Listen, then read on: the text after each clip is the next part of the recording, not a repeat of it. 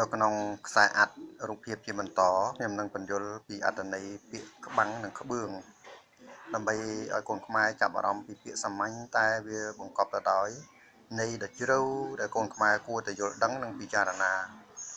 នេះគឺជាក្បាំងអច្ចារាក្បាំងនេះហើយបង្កើតទៅជាពាក្យទៅជាហៅជាងមួយនៅតាមប្រាសាទដែលយើងហៅថាក្បាំងខ្លែងដែលនៅក្នុងក្បាំងហ្នឹងនៅក្បាំងហ្នឹងគឺតែងតែមានរឿងរ៉ាវទាំងឡាយនៅក្នុងក្បាំងរបស់មេដាគឺក្បាំងរបស់អច្ចារាហ្នឹងដូច្នេះពាក្យក្បាំងនេះបង្កើតបានទៅជាពាក្យមួយដែលយើងតែងឮសូរតគ្នាតែពាក្យអីគឺពាក្យក្បឿងហេតុអីបានជាយើងដូនតាយើងគាត់ហៅគ្រឿងប្រក់ម្យ៉ាងណាហៅថាក្បឿងព្រោះអីពាក្យនេះមកពីពាក្យថាក្បឿងពាក់ក្រាលតើក្បឿងពាក់ក្រាលយ៉ាងម៉េចបានន័យថាបើយើងចង់ប្រក់ផ្ទះយើងត្រូវយកក្បឿង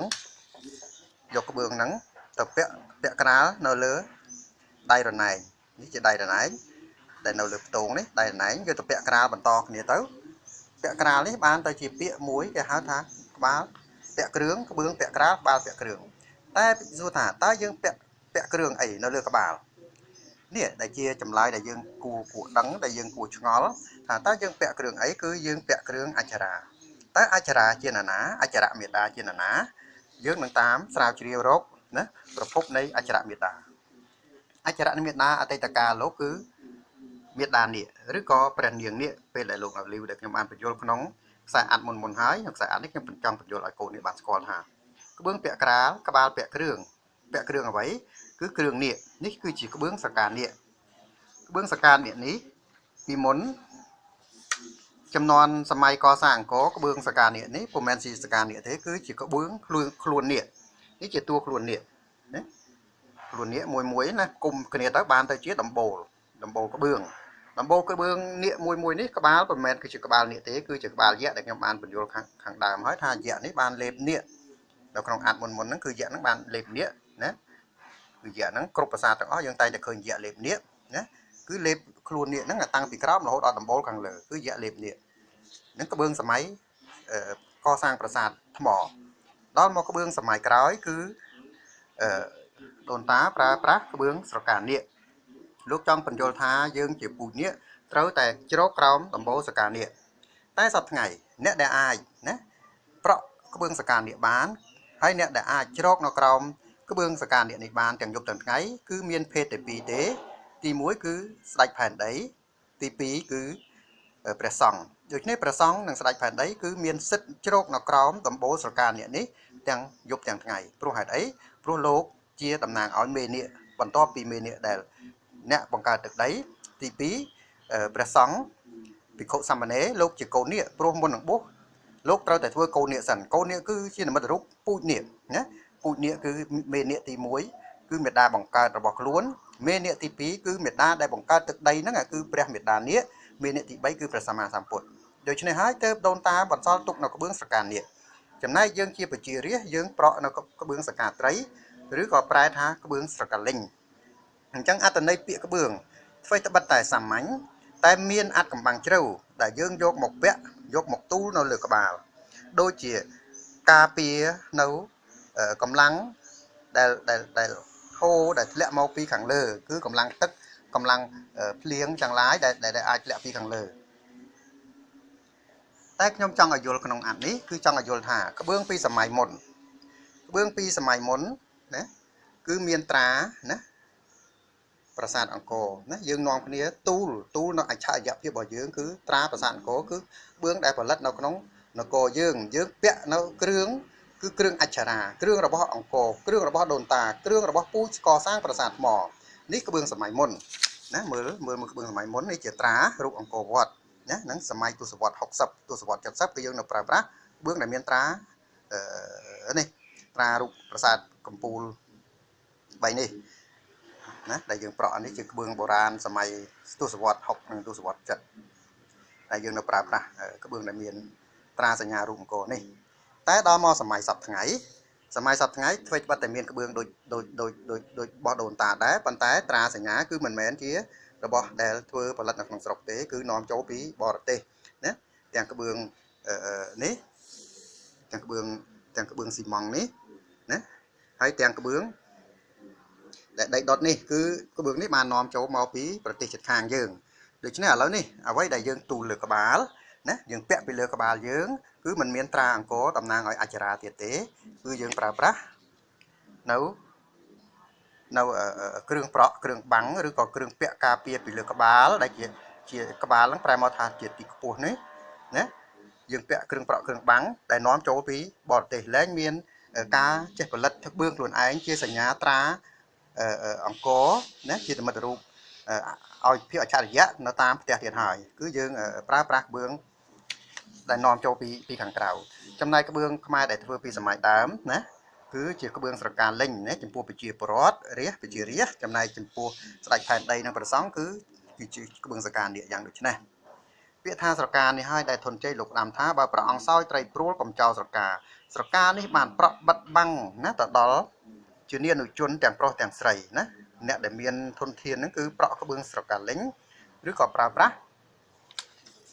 ក្បឿងក្បាច់ដែលខ្ញុំបានបញ្ចូលពីខាងដើមនេះដែលមានសញ្ញាត្រារូបអង្គរនេះពីសម័យដើមណាពីសម័យដើមយើងប្រើប្រាស់ក្បឿងដែលមានត្រាសញ្ញាអង្គរតែឥឡូវយើងលែងធ្វើហើយយើងលែងចេះធ្វើហើយយើងដឹងតែនាំចូលពីគេប៉ុន្តែវាជាផលលំបាកមួយទៅថ្ងៃអនាគតដែលយើងមិនបានប្រើប្រាស់ផលិតផលហើយមានគ្រឿងសញ្ញាសម្គាល់ដូច្នេះវាជាសញ្ញាសម្គាល់របស់បរទេសទី1ទី2ខ្ញុំចង់ឲ្យយល់ពីស្លឹកកណ្ដោបយើងសប្តាហ៍យើងហៅស្លឹកនេះស្លឹកដែលដេរដោយស្លឹកត្នោតដែលយកធាងត្នោតយកបណ្ដោថ្មទៅជាក្បាបហ្នឹងក្បាបមកពីក្បាលហ្នឹងគឺត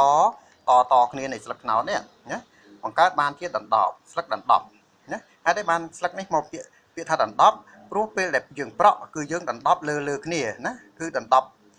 ណាដើមដំបូងគឺទៀបបន្ទាប់មកយកមួយសន្លឹកទៀតទៅដណ្ដប់លើគ្នាបានន័យថាដណ្ដប់លើគ្នាទៅធ្វើឲ្យដំបូលហ្នឹងដំបូលស្លឹកហ្នឹងណាជាទីចម្រោកបានប៉ុន្តែពាក្យដណ្ដប់នេះបានជាคล้ายទៅជាស្លឹកដណ្ដប់ឬកណ្ដប់ណាភាសានិយាយខ្លះហៅកណ្ដប់ខ្លះហៅដណ្ដប់អញ្ចឹងយើងគួរតែយល់នៅគ្រឿងប្រក់គ្រឿងបាំងនេះ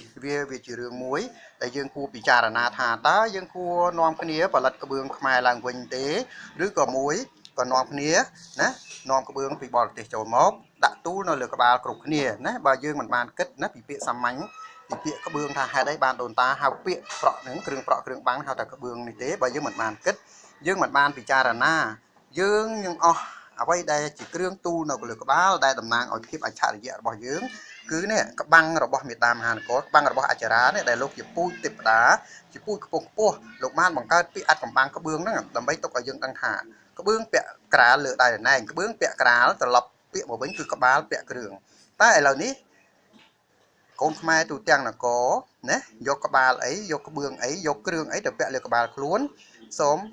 កូនខ្មែរទាំងឡាយទាំងអ្នកចំនួនមុនទាំងអ្នកចំនួនក្រោយជាពិសេសគឺអ្នកដែលកំពុងជ្រកនៅក្រោមដំបូលក្បឿងតើអ្នកពាក់ក្បឿងអីពាក់ក្បាំងអីណាគឺតុបតែងលម្អនៅមកុដអីនេះជាคลิปមួយដែលខ្ញុំធ្វើដើម្បីបង្ហាញពីពាក្យខ្មែរហៅគ្រឿងប្រក់គ្រឿងបាំងថាក្បឿងហើយក៏សូមអភ័យទោសពីសំណាក់អស់លោកអ្នកប្រាជ្ញលោកអ្នកចេះដឹងទាំងឡាយក្រែងការបកស្រាយនេះមិនត្រឹមត្រូវក្រែងការបកស្រាយនេះមិនបានយល់ឲ្យចូលជំរឿទៅដល់អត្តកម្បាំងរបស់បណ្ដាំដូនតាខ្មែរក៏សូមអភ័យទោសទុកជាមុននេះគ្រាន់តែជាការបើកបង្ហាញជាការពិចារណាណាកុំមើលងាយថាមរតកតូចតែមានតម្លៃมันអាចកាត់ថ្លៃបានអ្វីត្បិតតែពាក្យក្បឿងយើងមិនដឹងថាចេញពីន័យណាតែដល់ពេលយើងស្រាវជ្រាវទៅទើបយើងដឹងថាក្បឿងគឺកើតចេញពីពាក្យក្បាំងណាមកពីពាក្យក្បាំងឬក៏គ្រឿងណាក្បឿងពាក់ក្រាលក្បាលពាក់គ្រឿងព្រោះរាល់ក្បឿងពេលដែលយើងយកទៅប្រក់យើងតែងតែពាក់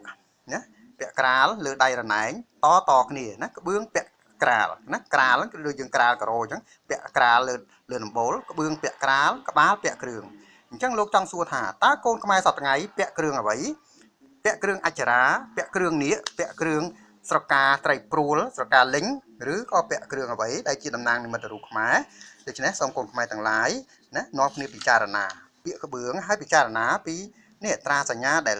យើងត្រូវទៅទុកនៅមរតកនេះបន្តទៅក្រោយរាប់រយឆ្នាំទៀតព ពេលណាយើងបើកពីលើក្បាលយើងឃើញមរតកយើងឃើញត្រាសញ្ញាតំណាងឲ្យអច្ឆរិយវត្ថុយើងពេលនោះក្បាលយើងគឺយើងបានទូលនៅអ្វីដែលជាដូនតារបស់យើងតែបើបើកឡើងហើយมันមានត្រាសញ្ញានេះជាត្រាសញ្ញារបស់បរទេស